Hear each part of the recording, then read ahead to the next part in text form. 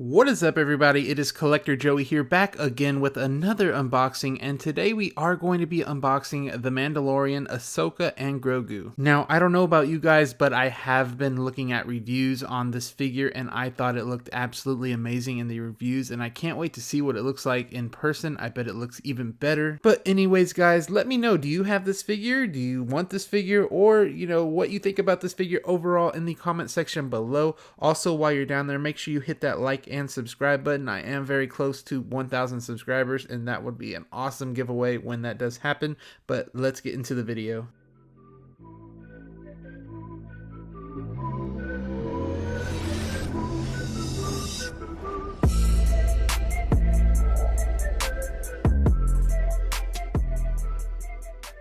And here is the art box. We just did get a close-up view of this. Now I want to get more into it. First off, we do have that classic Star Wars box, of course, with the ribbon going across. We also have Ahsoka Tano right there, the actual picture of the figure on that ribbon. We also have the name of the figure right here, an embossed Star Wars logo, and another picture of the figure with Grogu. Then on the left side, we have another picture of the figure on the ribbon again, and then on the right side, the name of the figure on the ribbon. Then on the back, we do have the legal information and all that, saying it's a DX, the name of the figure again, Hot Toys logo, just all the legal information you need to know, and the whodunits. Now let's get this figure open and see what's inside.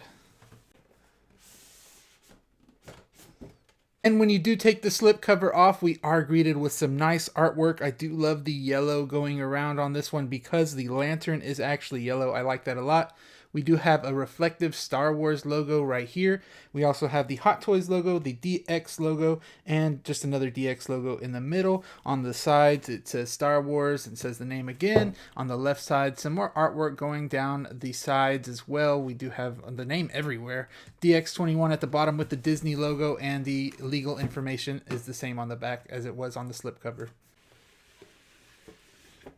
And once you take the second slipcover off, you are greeted with some artwork right here, kind of the same as what you got earlier, but this is a little bit different. We do have Grogu doing the Force up front, and it just says Ahsoka Tano and Grogu. And if you want to read that, you can pause it right there and read that. But let's get into the figure now. Now that I see the figure itself in the box, I can already tell without even taking this out that this is going to be a treat. But first, I am going to take out that Grogu and show you guys him up close. Now here is the Grogu that we do get with Ahsoka. This is just like the one from the Luke Skywalker, but this one might be a little bit different tone. I'm not sure.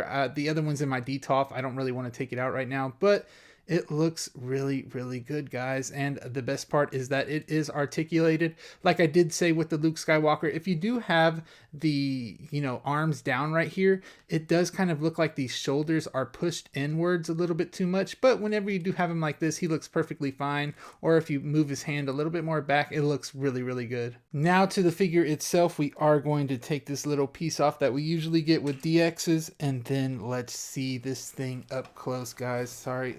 It's usually hard to take this out the foam packaging, but last time I did say, with all the other foam packaging, I wish that we just got this for every Hot Toys figure. But first off, I can tell you guys, this thing weighs a lot. This is a lot of weight right here. So they do have this stuff right here that, protects the body. Ooh. This feels like real skin. So that was just to protect the body and everything like that.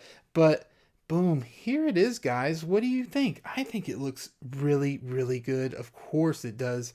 Always Hot Toys delivering on almost everything they have. I feel like this one's another hit. But let me set the figure aside and show you guys the accessories she does come with. And here are the accessories that you do get with the figure. First off, we will look at the hands. And here are the hands that we do get with Ahsoka. And there's only 3 other hands besides the 2 that are on the actual figure. And I feel like for a DX, we should have got more. But these are painted well. Of course, we got some battle damage going on the armor right there, you can see. And then on the bottom, on the actual palm itself, let's see if I can get some good lighting. You can see the stitching going down the middle. It's just, it is sculpted well, but I just wish we got more. And we did get some hands for Grogu. These are some force push hands, which I really like because in this scene that you can recreate, he did this with Ahsoka, so I'm glad we got these. And here is the next accessory. This is the lantern that she does hold. We do have some nice gold paint around it, all around it. But the one problem is that this thing does not light up. I thought it did. They really made it look like it did, but it does not light up at all. You would think with the DX that it would, but nothing in here lights up. Now to the next accessories, we do have her lightsabers, and this is the first one. This is the longer one. I do like the patterns that you do see right here, the diamond pattern, and then we do have some gold in here as well. On here there is a little knob right there that looks good, also a little knob right here that is gold and black. They really did show out for these. I think that the detail is just amazing. So here is the other one right here. This is the smaller one. This one looks just as good. The details look just as good as well. You do have that knob again that is gold and black, and it's just a smaller version of that one, and I really do like this. So how you're going to want to get these on here is you're going to want to actually take the little tip off right here. It's very hard. You're going to need some fingernails. There's that little piece. Do not drop that. And you do just put this in right here. That's what she said, but there you go. And that's all you need to do to put these lightsaber effects on. It's not too hard. Here are the other two effects as well. I do like the white. It's not as transparent as the Luke Skywalker one that was very transparent. This one actually shows some really good, white in there and fading through to transparent. It looks nice.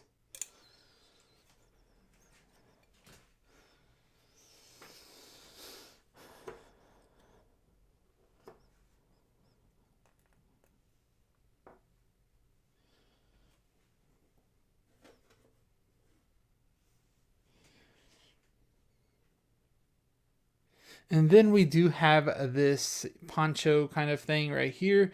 It looks really nice. The material feels really good. It's very soft. We don't have a wire in the actual cape itself, but on the hood, there is a wire. I do like when they put wires in the hood. It feels like you could do a lot more with the hood than if it didn't have a wire. And then last but not least, we do have this base. And oh my goodness, guys, this base is really nice. We do have a lot of stuff going on in here. We have a log right here that has some moss growing on it. We have some rocks as well with moss growing on it. Also, the dirt has some moss growing on it. Everywhere there's moss on here. And then I don't know why I put the pole on there already, but we do have a pole that does screw in, and it is pretty solid. And then we do have another piece of wood going up, and this just looks good. I think you can actually put the lantern on here and make it stay, but I'm not sure. I thought you could do that, but we'll see later on. And last but not least, this is the backdrop it comes with. Here is what it looks like open. It is a forest looking thing, with all that moss that does match the base. I like that a lot. I do use these sometimes, but I don't think I'll be using this one. Now back to the figure itself. I will say that she is looking great. So first off, we do have this amazing head sculpt. I think it looks just outstanding. The patterns on her face are very crisp. She does have rolling eyeballs as well. And how you get that to roll around and stuff is you're going to want to pull the head down and then pull this out like that. It's kind of difficult, but there it is. You can see inside. There is a little tool that it does come with that you can use to separate the eyeballs and things like that. Now let me get this back on real quick. It's a little difficult, I'm not going to lie. All right, now that I got this back on, we are going to look at the arms. I do like the texture of the skin. It feels like legit skin, but we do have the gauntlets and these relaxed hands that come with it. So the gauntlet is painted very well. We do have some detail and some little scuffs and everything like that. This is a little bit more scuffed, I think, than that other one. Sorry, it's not focusing. There we go. And this looks good as well. It looks like you can move this gauntlet around a little bit. And we do have the belt. The belt looks very detailed. We do have some of these ropes that have some patterns on it coming out from the belt. We have this nice little ring in the middle. Also, there is some fabric back here that is weaved into that belt. That looks really good. That comes out to the pants. The pants are loose like she does have in the show. And then we do have these little these little side fabric things right here. They are pleather, I believe, or they have like a design to them. I don't know how to move this body around yet, but they do have a design to them. I don't know why it's not focusing. There we go. You can see it right there. And then we do have her shin guards as well. those are beat up a little bit too. I do like the painting, and her feet are accurate to the show as well. But now let's get to the part that I am most worried about, and that is the articulation. Now we do have the head that can twist to right and left about that much before you start getting these things caught everywhere. But there you go. That's about the movement that you have for the head. Then we do have the ab crunch right here. Not much. And then stretch, not much either. But it does have a little bit. But here is where the problem lies. So I have seen a lot of people have problems with these elbows, and I am going to try to actually get this bent to where it should be, and if I break it, well, then I break it. So let's see where it should go. Okay, there we go. No problem right there. So there it is. That's the 90 degree. You're gonna want to be careful though, guys. I was a little careful right there. And the other side as well, bent perfectly. Let's see a little bit more. There we go. I got it. I got it without breaking. Okay, that's the last time I'm going to do that. And so we do have the knees right here. Let's see. They are double jointed. No, they aren't. And you do have the ankle movement. Again, there's some good ankle movement on it, but this is just a single joint, and this is a single joint as well on the knees. So you're going to want to keep that in mind when you're actually posing the figure. I forgot to also show how far the arms can go out. Now, for this body, wow, look at that, guys. You can go out that far. That's crazy.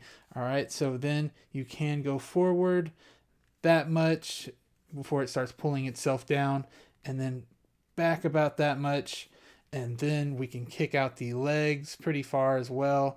This gives it some good articulation. The looseness of this gives it really good articulation. So like I said, you can put it to about that much, back pretty far as well, and then forward pretty far as well. Now what I am going to do is show you guys a few poses and give y'all my overall thoughts. Now, even though this figure is amazing, there is some drawbacks to it. Now, there is no double jointed knees or elbows. That will limit your articulation, and also the elbows do tend to break sometime on some people, so you do have to be careful with that. Also, there is no plug for the cover, where the hole in the base is where you put the flight pole in. There's no cover for that. There's just a hole in the ground basically, and you could see the threads in there. And also there is very few hands, so we did get 3 hands, and then there is 2 already on the body, so 5 hands total. For a deluxe, I feel like we did need a little bit more. And the lantern didn't light up. Nothing in here lights up, and it's a DX, so I would think that you need that. But overall, there is some positives as well. The skin texture is on point. It feels just like skin. Also, it's seamless. I love that as well. I also love the diorama base. I like how it looks, and if I had enough space, I would use it. The head sculpt is also on point. I think it's really good. The rolling eyeballs are awesome. And then the details on the belt are just absolutely amazing, guys. You'll notice it if you do get the figure. Also, the weathering on the shin guards and the gauntlets are very nicely detailed.